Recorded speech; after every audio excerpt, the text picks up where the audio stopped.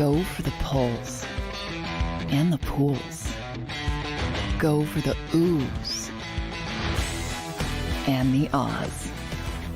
Go for the bubbles and the bubbly. Go for the story and the stories. Go for the win. Go to Ocean Casino Resort. Book your trip at theoceanac.com.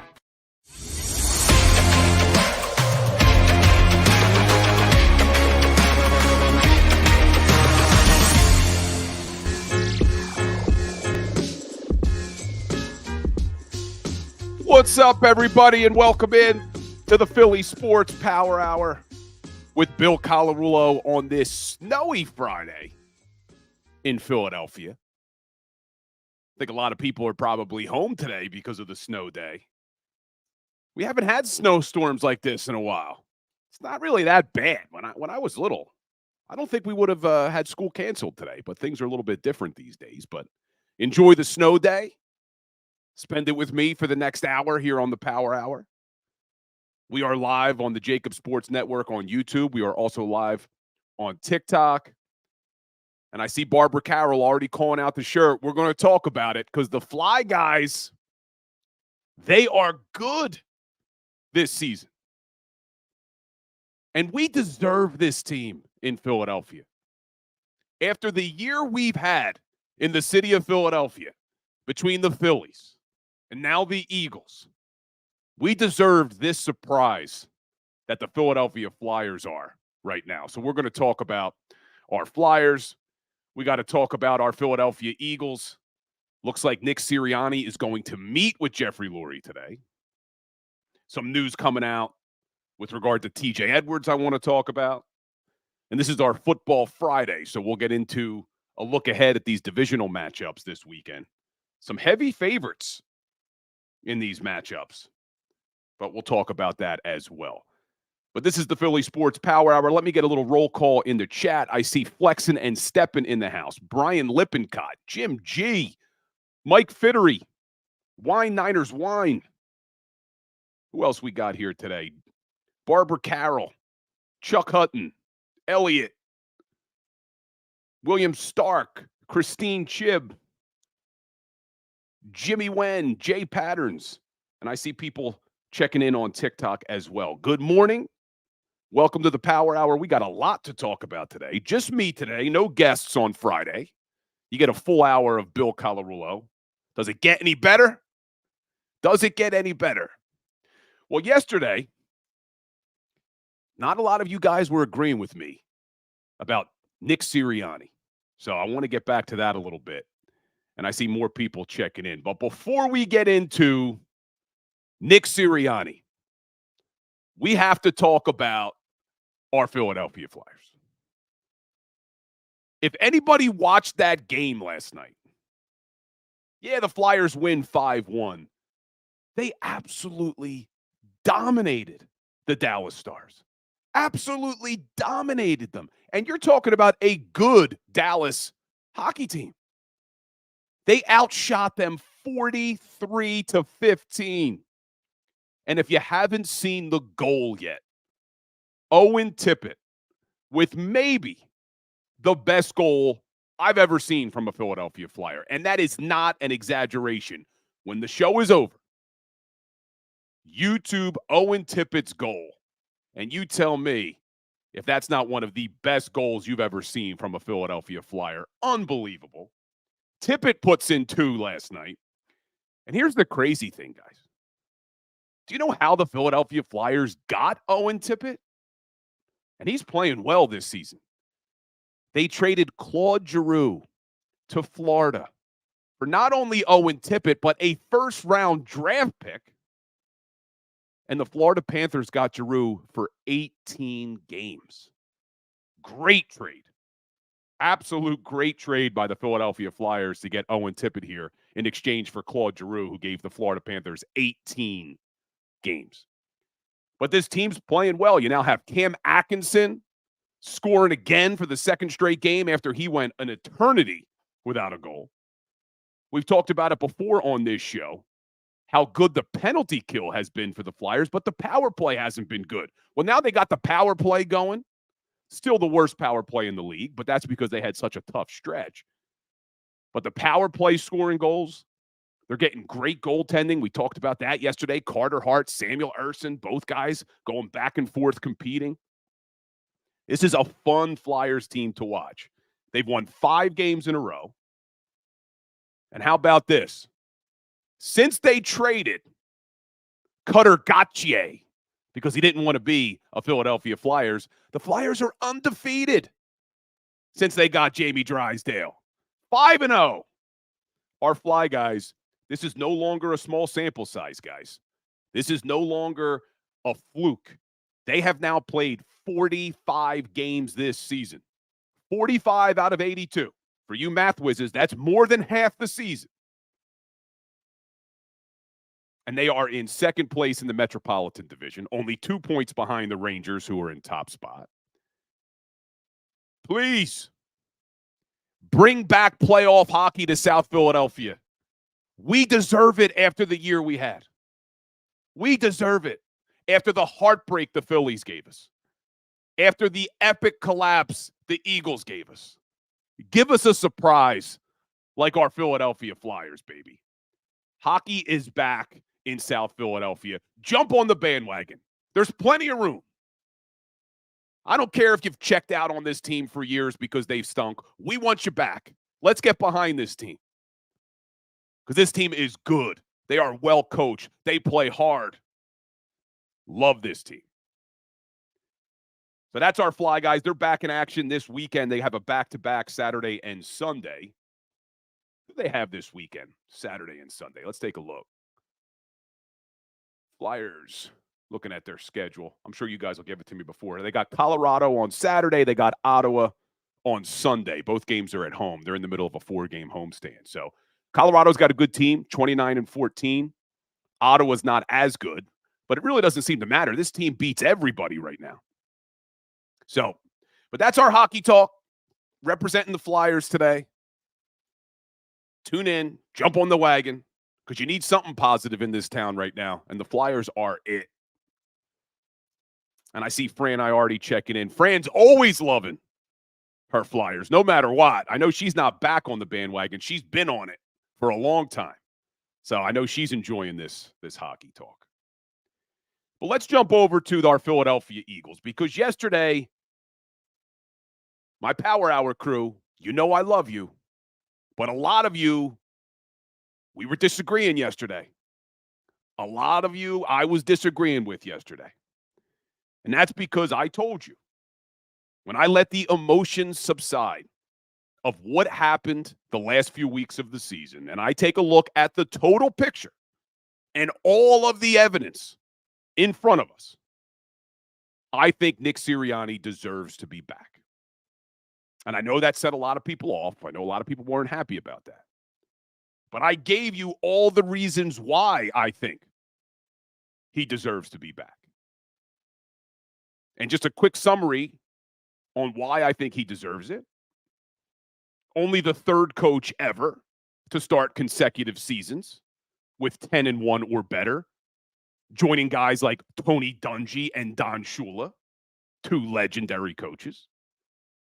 Through his first 45 games with Jalen Hurts, you're talking about a record of 34-11, which is the 5th most ever behind, listen to these legends, Andy Reid and Patrick Mahomes, Matt LaFleur and Aaron Rodgers, John Fox and Peyton Manning, and Don Shula and Dan Marino.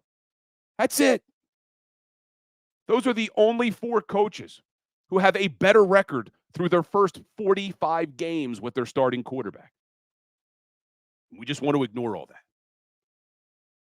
And I talked about the Super Bowl hangover that everybody was worried about in the offseason, and we all forgot about it.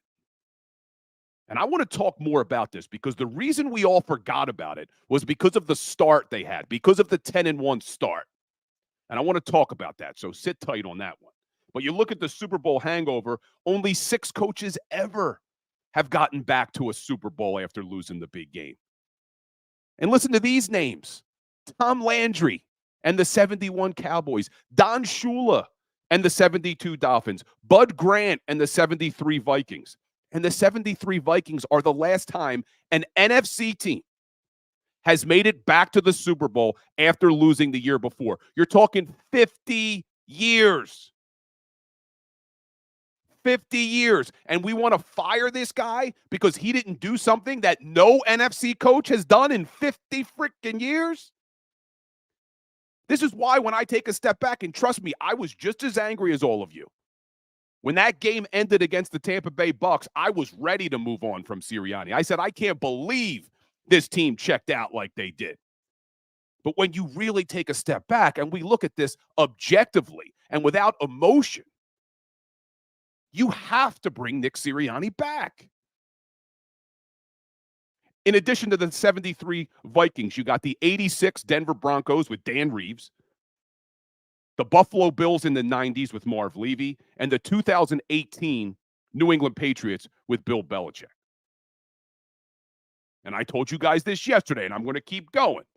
None of those coaches, none of them lost both coordinators after losing a Super Bowl. In fact, only 2 teams in NFL history have gone to a Super Bowl and lost both coordinators after it.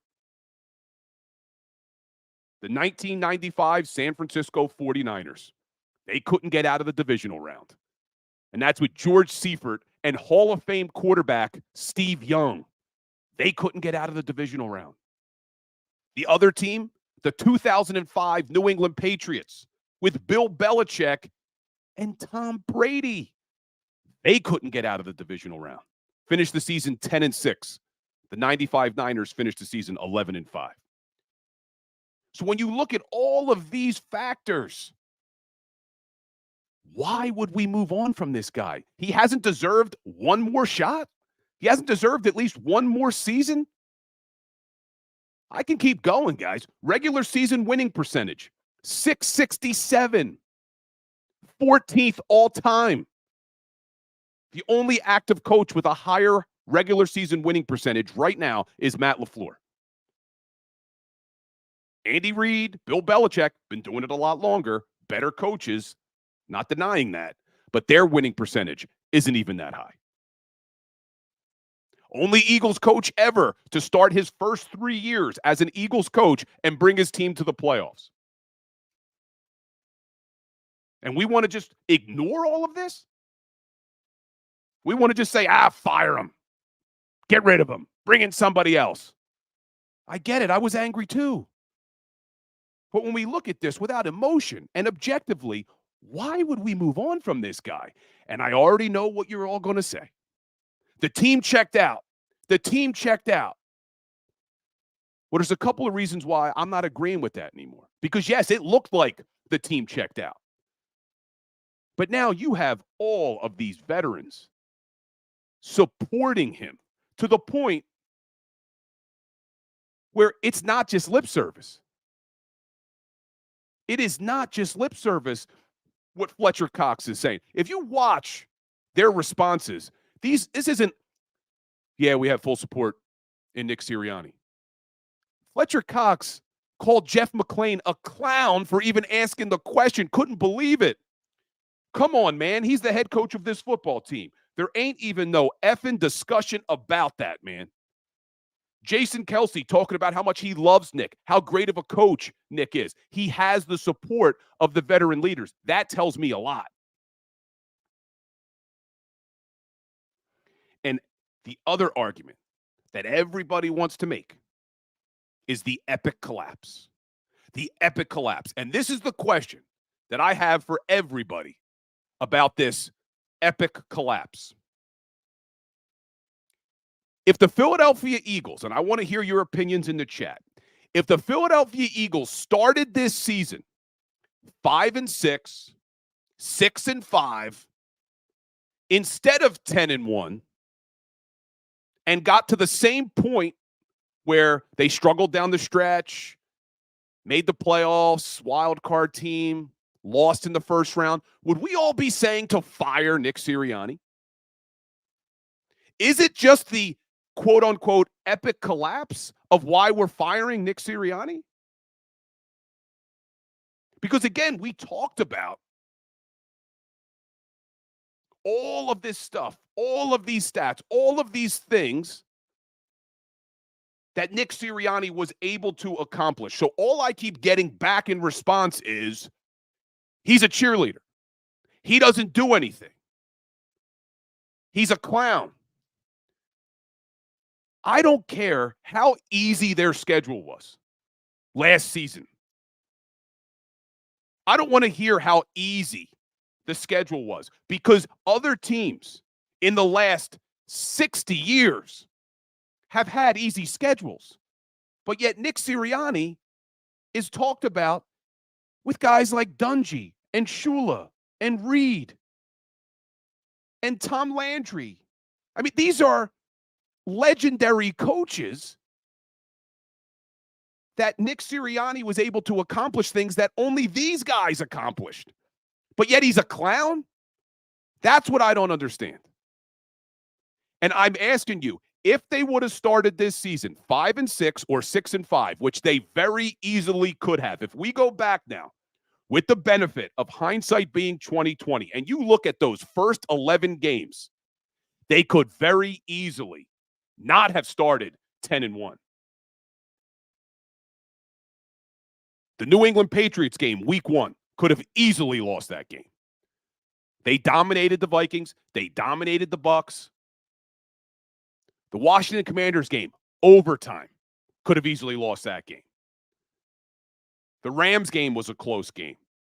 The New York Jets, they lost. The Dolphins, I'm giving them that one. That was a good win. But they could have easily lost the next Commanders game. Could have easily lost the Cowboys game. Could have easily lost the Chiefs game, the Bills game. So we sit up here and we talk about an epic collapse. This team was trying to tell us who they were all freaking year.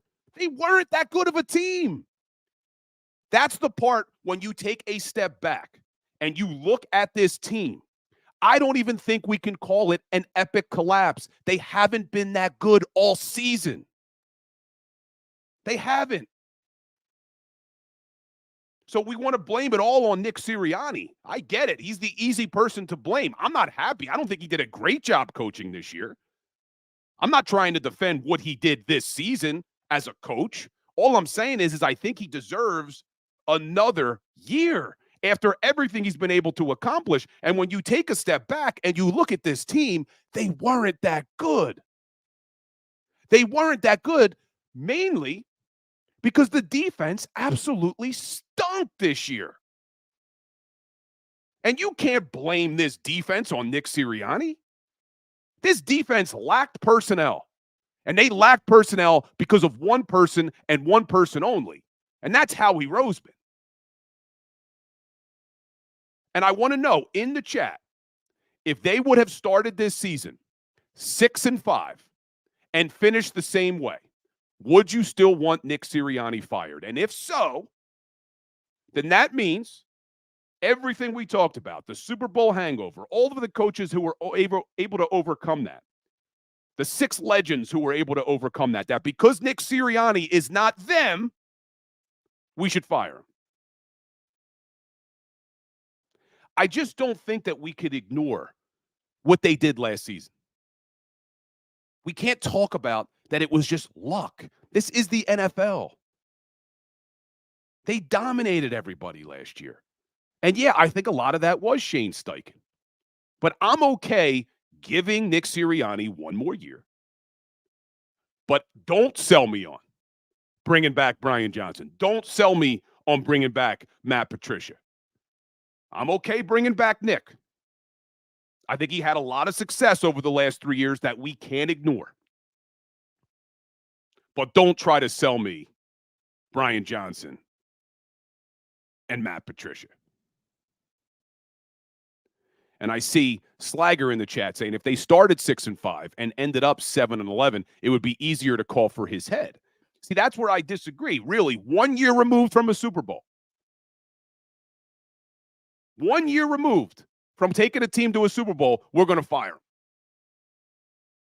And I want you to think about this because I want to talk about Howie Roseman on the other side of the break. But I also want you to think about this. What kind of message does that send to other coaching candidates? What kind of message would it send to other coaching candidates that we are an organization that a head coach can lead his team last year to one of the best seasons in franchise history, take his team all the way to a Super Bowl, lose, and because he doesn't duplicate it the next year, he's gone? What kind of message does that send to other coaching candidates? And when we get back, I want to talk about Howie Roseman because I put a majority of the blame of what you saw this season on Howie, not Nick. So stay tuned, guys. We'll be right back. Go for the pulls and the pools. Go for the oohs and the ahs. Go for the bubbles and the bubbly. Go for the story and the stories. Go for the win. Go to Ocean Casino Resort. Book your trip at theoceanac.com.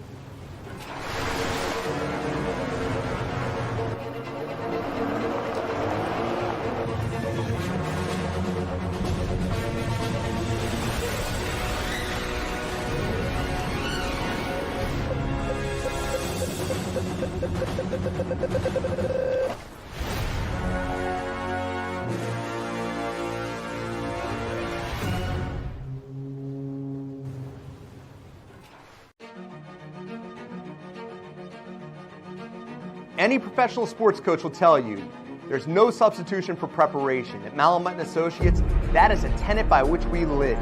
We prepare from day one for victory. Anything less is not acceptable. Go passionately. Go fearlessly. Go confidently. Go Birds! Go confidently towards your goals with First Trust, Philly's hometown bank for nearly 90 years, and the official bank of the Philadelphia Eagles. We're focused on getting you over the goal line. So go with conviction, go with trust, Go Birds! and go forward with us by your side. First Trust Bank, the official bank of Philadelphia dreams. Oh, and go Birds. Underdog Fantasy has a way for you to play alongside your favorite football team all season long with their fantasy pick'em game. You pick between 2 to 5 players, select whether they'll go higher or lower on one of their stats, then do what you usually do on a Sunday, watch the games.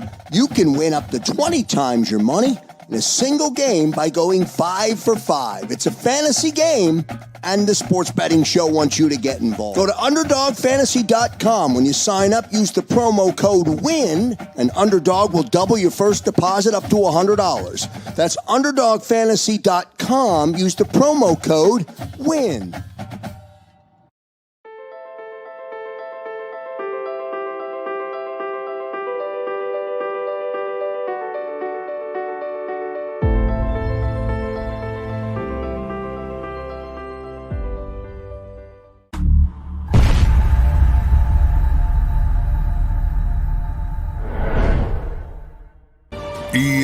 EAGLES, Eagles.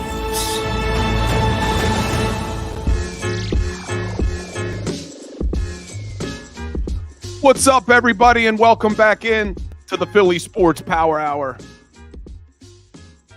Disagreeing with my Power Hour crew today. I see you guys in the chat. And I know after the game, I was emotional too. I wanted Nick Sirianni to be fired. I was saying all the same things you guys are saying. But I'm telling you, if you look at the big picture, you do not move on from Nick Sirianni right now. You don't do it. And I see people in the chat talking about the man that I feel was the most responsible for what you saw on the field this season. And that was Howie Roseman. And listen, Sirianni didn't do a great job. I'm not saying Nick Sirianni did a great job. Their offensive game plans sucked.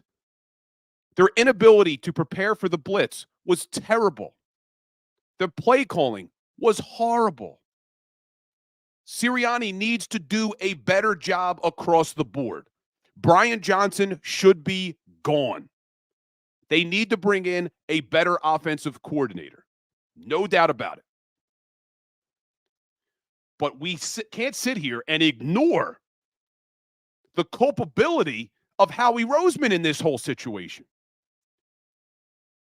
First off, before we get into the personnel on the defense, can we all agree that the nail in the coffin for this season was when they made the drastic, desperate decision to move on from Sean Desai to Matt Patricia with only 4 games left? There's anyone that disagrees? That was the final nail in the coffin that they never were able to overcome. And I firmly believe that that decision came from Howie Roseman. That was not Nick Sirianni's decision. When you listen to the players and you hear the way they're talking about this, that was Howie Roseman. And if it was, in fact, Howie Roseman that made the decision to use Sean Desai as a scapegoat for the defensive personnel that Howie Roseman built, and that was the nail in the coffin, then why are we putting all of the blame on the head coach? If it was, in fact, Howie Roseman who said, we're changing coordinators. And the reason I call Sean Desai, and I can't even say his name today, you get me all worked up. The reason I say Sean Desai was the scapegoat was because Howie Roseman failed at building the defensive roster. There's people rewriting history here, talking about, oh, this is the most talented team the Eagles have ever had. Did you see the defense? Did you see how bad this defense was? And yeah, coaching can help at times. Scheme can help at times. They couldn't tackle anybody. They couldn't cover anybody. And this is on Howie Roseman. Let's just talk about the linebacker position. And when I talk about hindsight being 20/20, this is not one of those situations. We all freaking said they ignored the linebacker position. Everybody said it. I was doing videos all damn summer saying they never should have let TJ Edwards walk. They should not be putting all their hopes on Nakobe Dean's shoulders. I said it all summer long. The kid had played 34 career NFL snaps. We had no idea if Nakobe Dean could play. We had no idea if Nakobe Dean could stay healthy. They should have never let TJ Edwards walk. And everybody who wanted to defend Howie said, oh, well, TJ just wanted to go home to Chicago. And I kept saying, if they wanted TJ Edwards, they could have kept him. If they wanted him to stay, they could have made it happen. And now we get a report last night from Clay Harbor who says that a source told him Howie Roseman never even spoke to TJ Edwards last season. Didn't even want to talk to him about bringing him back. So now we want to sit up here and put all the blame on Nick Sirianni when it was Howie Roseman who made the decision to ignore the linebacker position. It was Howie Roseman who made the decision not to pay TJ Edwards. And look, guys, he didn't get a lot of money. 3 years, $19.5 million from Chicago. That's not a lot of money. You look at the contract, I'm looking at it right now. His cap hit last season, $5 million. His cap hit next season, $7.5 million. 2025, $7 million. Do you think TJ Edwards would have made a difference on this Eagles defense? And you've heard me talk before about why this defense is in the predicament they are in. And that's because Howie Roseman hasn't been able to draft and develop young defensive talent. He has missed so many times on the defensive side of the football over the last 5 years. I'm hopeful that the new guys are going to be good. I'm hopeful Keeley and Sidney and Jalen Carter and even Eli Ricks are going to be good players. But if we truly had Super Bowl aspirations this season,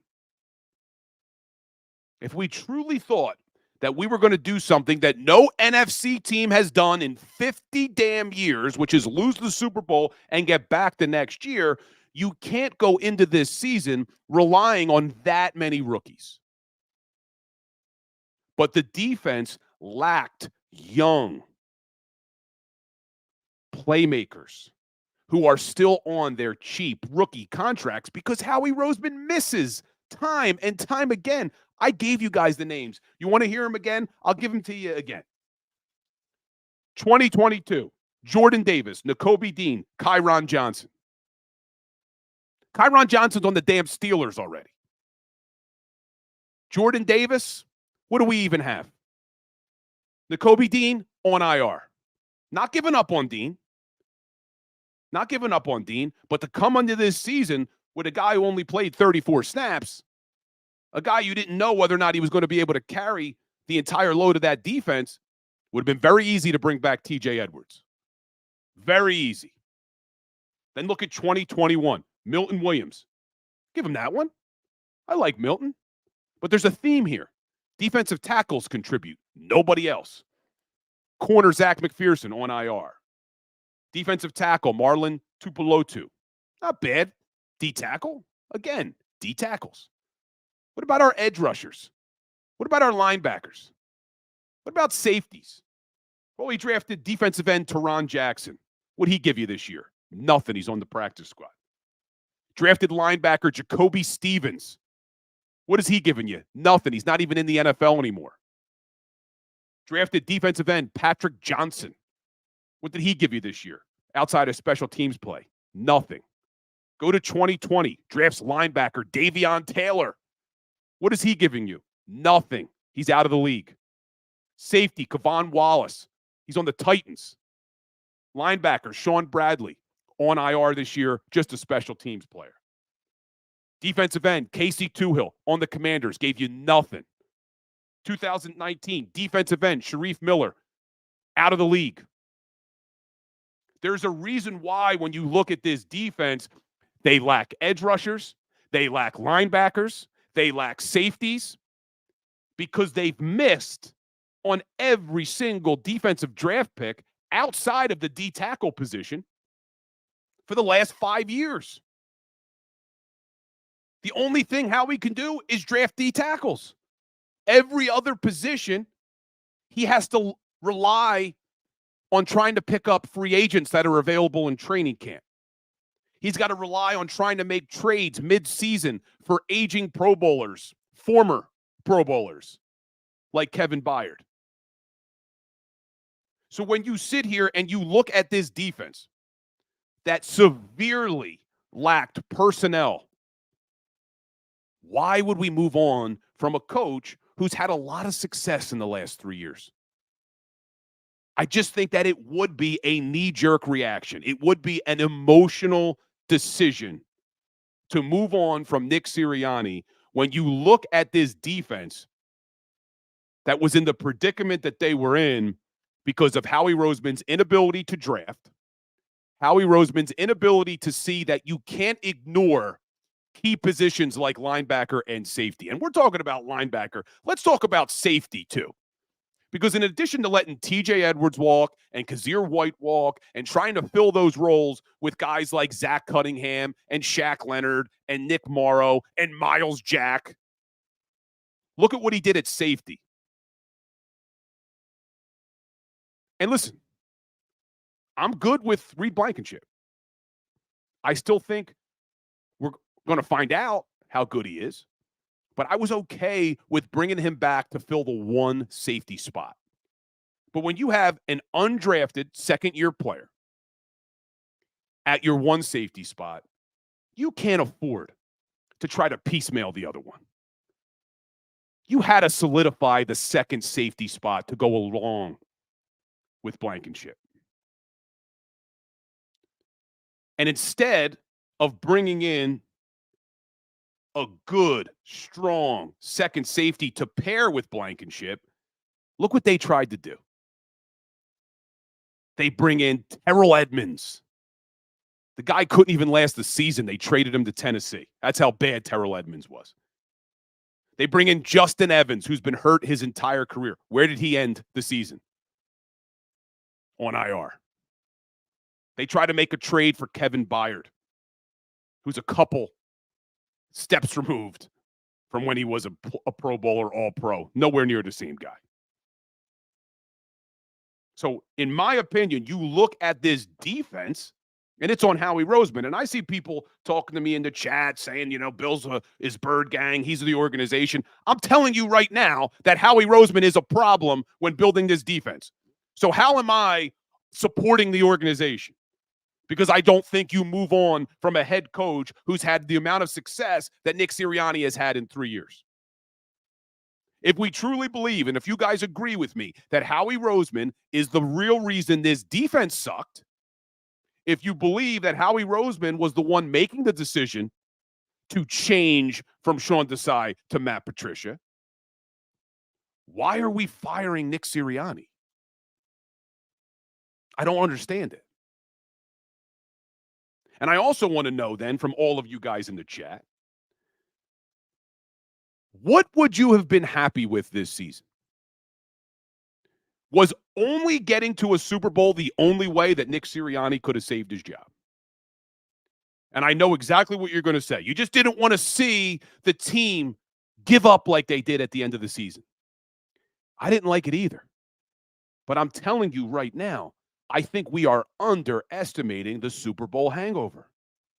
I think we are underestimating that when these players realized that they were nowhere near good enough to get back to a Super Bowl, that this team was nowhere near good enough, they started to check out.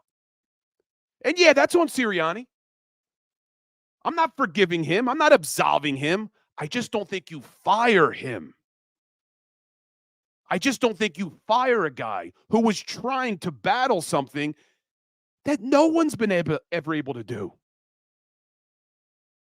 No coach in NFL history has gone to a Super Bowl, lost both coordinators, and got past the divisional round in the playoffs. Not even Steve Young or Tom Brady and Bill Belichick could go over that. So when you look at this Super Bowl hangover, which is a real thing, there is too much evidence to say it is not a real thing. There is a reason why only 6 coaches get back to a Super Bowl after losing one. There's a reason why over 30% of Super Bowl losers don't even make the playoffs. It's because your players, it is a tough season. I'm not absolving these players. They needed to play better. I'm not absolving Nick Sirianni. Need to do a better job. But what I'm saying is we cannot ignore that the Super Bowl hangover is a real thing. That when you start to play in games and you start to get that creep of doubt in your mind that you're not good enough to get back to a Super Bowl, it affects you. Do you remember when they were 10-1 and all we were talking about was, is this team having fun? They don't look like they're having fun. They didn't look like they were having fun because none of it mattered. Winning 10 games doesn't matter. Winning your division doesn't matter. Making the playoffs doesn't matter. The entire season is looked at with one objective. We got to get back to the Super Bowl. We got to get back to the Super Bowl because anything less is a failure. And that is why the Super Bowl hangover is a real thing. The pressure is insurmountable. Change is needed, guys. I'm not saying change isn't needed. They need to fire Brian Johnson. His play calling is terrible. His game planning is terrible. I know it's Sirianni's offense. I know it is. But you saw Sirianni's offense with Shane Steichen, and there was success. You could bring in an offensive coordinator here. Nick Sirianni can be a good CEO coach. He can. He's proven it. They dominated teams last year. I know we all want to call him a clown. I know we all want to call him a cheerleader. But look at the success they had last year, guys. That's not something that you can do in the NFL if you're an absolute clown. You can't. We can't ignore it. So I'm okay with them bringing back Sirianni. But get rid of Johnson, get rid of Patricia. And guys, I told you this yesterday. I'm going to say it again. I love that you're disagreeing with me. And I love the guys who are agreeing with me too. But I love that we can have this disagreement. This is the beautiful thing about sports, is that we all have our opinions. And I respect your opinions. And I want you to keep bringing them. I hope you guys are wrong. I hope I'm right. I hope they bring back Sirianni. I hope it's the right decision. And I see Dank Birds asking why get rid of Johnson. Because I think Brian Johnson did a terrible job this season. I think the offense lacked rhythm. I think the play calling was terrible. And I think you bring in a strong offensive coordinator to help right the ship. Jalen Hurts took a massive step backwards this year. Massive step backwards. Some of that's on coaching. Absolutely, some of that is on coaching. But you also can't absolve Jalen Hurts. I don't want to hear him taking that safety in the wild card game from his own 14-yard line. That's not on Nick Sirianni. That's not even on Brian Johnson as much as I think they should move on from Johnson. That's on Jalen Hurts. Jalen Hurts made way too many mistakes this season, way too many turnovers this season. So I think you move on from Brian Johnson. I think you bring in a good offensive mind, maybe a guy like a Frank Reich, maybe a guy who's a little bit older, who can help right the ship a little bit. I just don't think you move on from a head coach who's had the amount of success that Nick Sirianni has had. And look, we'll keep talking about it. We'll find out more today. Jeffrey Lurie and Sirianni are meeting today, but I would be surprised if they move on. But let's take a look, guys, at our Football Friday, because there is still some NFL football left to play. Some good games. We got 2 on Saturday, 2 on Sunday. Man, the chat is going on fire. I see people saying the chat's on fire. I see you guys. But yeah, I put a poll up on my Instagram. Some of you guys follow me on Instagram, and I put a poll up about, now that the emotions have calmed, would you move on from Sirianni? It's about 60-40 in favor of moving on from Sirianni. So there is a lot more support for Sirianni than I thought there would be. There is a lot more support than I thought there would be. But again, I just think that we overestimated how good this team was. When they started the season 10-1, if you go back, they weren't that good. They weren't that good all year. So when we talk about this epic collapse, yeah, it was tough to watch. But when you really go back and look, this team wasn't that good all season. They just weren't. The defense was bad all year, guys. All freaking year, they were in the bottom of almost every single category. Every one. And I think when you just take all of that, you take the Super Bowl hangover, you talk about the change at offensive coordinator, defensive coordinator. You look at the defense and the lack of personnel that they had. You look at some of the guys they brought back who took massive steps backwards, like James Bradbury, and you saw Josh Sweat hit a wall. You take all of that. This team wasn't that good. And they were trying to overcome a lot. So that's why I think you bring them back. But anyway, let's take a look. First game on Saturday, we got the Houston Texans at the Baltimore Ravens. And the Ravens are 9.5-point favorites in that game. Before week 18, when the Ravens rested everybody, they've won 6 in a row. They finished the season 13-4.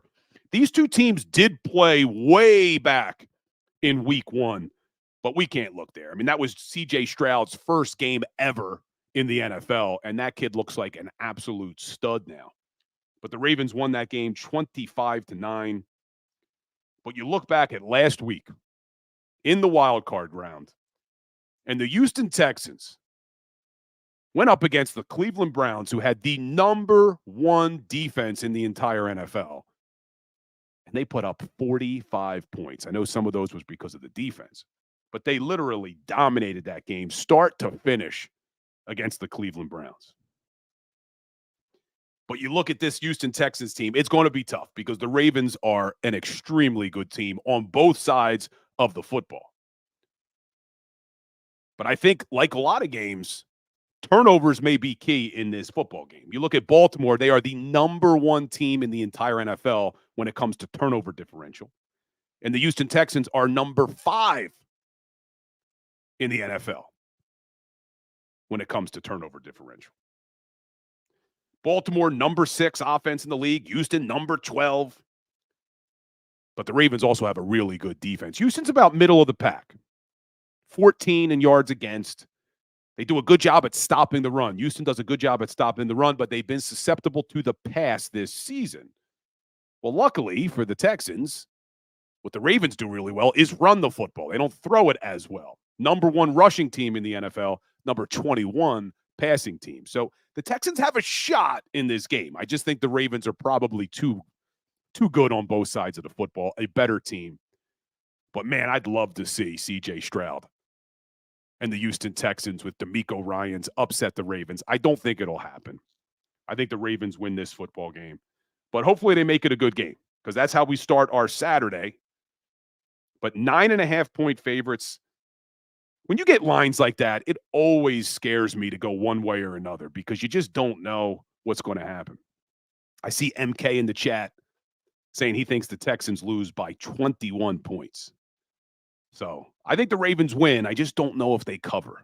I would stay away from that game, but I think the Ravens win. But I'll tell you this, I'm rooting for C.J. Stroud and DeMeco Ryans. No doubt about it. I'm rooting for the underdogs in that game. Then you go to the night game on Saturday. The Green Bay Packers and Jordan Love in San Francisco to take on our beloved San Francisco 49ers. Rooting for the dogs again on this one. 9.5-point dogs, the Green Bay Packers going up against the San Francisco 49ers. Packers are playing good football, man. 7-2 down the stretch. You look at San Francisco, they rested all their starters week 18, so they were 7-1 down the stretch if you take that game out, that they lost to Carson Wentz and the LA Rams. But again, looking at turnovers, Green Bay turns the ball over sometimes. They do turn the ball over sometimes. Well, number 6 in turnovers, but they don't get a lot of takeaways is what I was trying to say. They don't get a lot of takeaways, whereas the 49ers do. 49ers are number 5 in takeaways. So, again, turnovers could be a big part in that game, but we'll see what happens. Jordan Love is playing very well. They're number 11 in offense. The Niners are number 2, but I just think the Niners have a lot better of a defense, especially rushing defense. San Francisco 49ers have a top 3 rushing defense, whereas the Green Bay Packers are 28th in the league. And you look at the 49ers offense, I'm just not sure the Packers are going to be able to stop them. The way they run the football, the way Christian McCaffrey's involved in that, also a top 5 passing offense. So I think the 49ers will win that game, but I'm rooting for the dogs again. I'm definitely rooting for the dogs. So we'll see how Jordan Love plays in San Francisco. Then on Sunday, they start the day with the Detroit Lions hosting the Tampa Bay Bucks, who just dominated the Philadelphia Eagles. But let's be honest, the Bucks stink. The Bucks absolutely stink. I know they just dominated our Eagles, but they're not going to win that football game. Lions are a more physical team. Lions are a better team. I have a lot more faith in Jared Goff than I do Baker Mayfield. I'm looking at the ranks here. You got The Tampa Bay Bucks, the number 32 rushing team in the NFL, and yet somehow this still pisses me off. Somehow they were still able to put up over 100 yards on the Philadelphia Eagles defense. But I think the Lions dominate that game. I really do. I think they dominate it. Detroit's going to be rocking. NFC Championship game will probably be Detroit and San Francisco in San Francisco. I'll be rooting for Detroit. We know we can't stand the Niners. And then the night game on Sunday, or the late game, I should say, the Kansas City Chiefs and the Buffalo Bills. Patrick Mahomes and Josh Allen going up against each other again. They've had some epic battles, but this one's in Buffalo. Bills are 2.5-point favorites at home. This is a close one. That's a tough line to read. But I do think the Buffalo Bills are a better team. We saw the Kansas City Chiefs. They are not the Kansas City Chiefs of old. They don't have the playmakers on the offensive side of the football like they've had in the past. But they do have a really good defense. And what we know about Josh Allen, he turns the ball over. But I think if Josh Allen can protect the football and not commit some of the turnovers we've gotten accustomed to seeing him commit, I think they could win that game. And I think they could win that game easily if he doesn't turn the ball over. So we will see. But I think you're going to get all the favorites this week, unfortunately. Ravens, Niners, Lions, Bills. But I will definitely be rooting for two dogs on Saturday, and that's the Texans and the Packers. Would love to see two upsets there, but we'll see how it goes. But, guys, I do appreciate all of you spending this hour with me, even though I disagree with a lot of you. I do disagree. I'll tell you, though, I don't understand where the hate comes from, man. Calling me a Eagles, whatever you were calling me, Spadaro or whatever the hell you guys were calling me. I'm just telling you what, like I see it, man. And I told you, you look at all this evidence, and you look at everything, and you take the big picture. I don't understand how we fire Sirianni. I just don't see it. I just don't see it, man. I just don't see it. I don't see how we could say he's an absolute clown. An absolute clown. A guy who brought us to a Super Bowl last year. And everybody wants to, it was all Shane Steichen. And I think Shane Steichen was great. I really do. But remember what we did to Dougie P? Everybody remember that? 2017, Eagles win the Super Bowl. They come back to next year. They struggle a little bit because the Super Bowl hangover is a real thing, even when you win it. And everybody, it was all Frank Reich. Doug Peterson doesn't know how to coach. It's all Frank Reich. It's all DiFilippo. Peterson doesn't know what he's doing. Just be careful what we wish for, guys. Just be careful what we wish for. It's not always the way it looks from the outside. And I agree. I think Shane Steichen was great. Great play caller. Great for this team.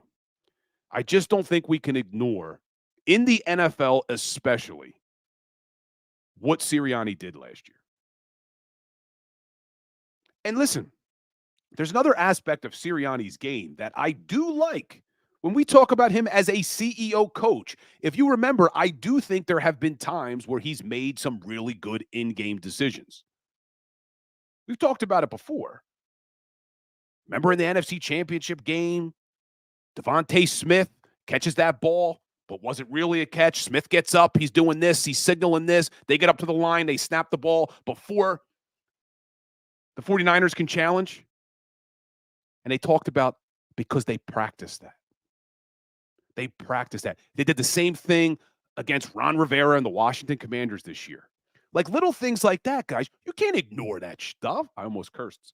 I think I can on YouTube, but you can't ignore that stuff. I just don't like when we sit here and we say he's a clown and he can't do anything and he's a cheerleader. Not when he's getting the support of his veteran leaders like he is. Not when we've seen him do some good things over the years. So we'll see what happens, guys. We'll see what happens. We'll find out some more today. And I see you guys in the chat. I appreciate you. I do. I appreciate you all. All right, let's take a look like we end every Philly Sports Power Hour with a little Today in Sports history. So on today's date, January 19th, 1952, the NFL purchased the struggling football franchise, the New York Yanks. There was a football franchise called the New York Yanks. They then had to move them to Dallas. So on today's date in 1952, the NFL steps in. The New York Yanks are struggling. They purchase it. They move them to Dallas, and they name them the Dallas Texans. Well, the Dallas Texans failed after one season, and the remains of that organization were awarded to a Baltimore-based group that started the Baltimore Colts. But the NFL and the current Colts organization, which then relocated to Indianapolis, for some reason doesn't consider the Colts to be a continuation of the New York Yanks team, even though they were. So you had the New York Yanks, they're struggling. The NFL buys them, moves them to Dallas. The Dallas Texans last a year. They go under. They get sold to Baltimore. They start the Baltimore Colts. Then they move to Indianapolis. But the Colts don't acknowledge that they were, in fact, one day, a long time ago, the New York Yanks. So a little interesting today in sports history on the Philly Sports Power Hour. Sometimes I got to find these obscure ones, guys, because there's not always news, not always today in sports. But appreciate all of you. Enjoy your snow day. Hit that like button. Hit that share button. We will be back here on Monday, 10 o'clock, like we always are. But over the weekend, I'll still be posting content, daily content on Instagram, Twitter, TikTok, Facebook, YouTube, Threads, everywhere. So make sure you're following me everywhere and bring that same heat, the same engagement that you're bringing into chat. Let me know how you feel on my videos I'm posting. Let me know how you feel on Twitter, and I'll get back to you. I like to respond to you guys. So appreciate all of you. Hit that like button. Have a great, great weekend. And as always, go Birds. Go for the pulls and the pools. Go for the oohs and the ahs. Go for the bubbles and the bubbly. Go for the story and the stories. Go for the win. Go to Ocean Casino Resort. Book your trip at theoceanac.com.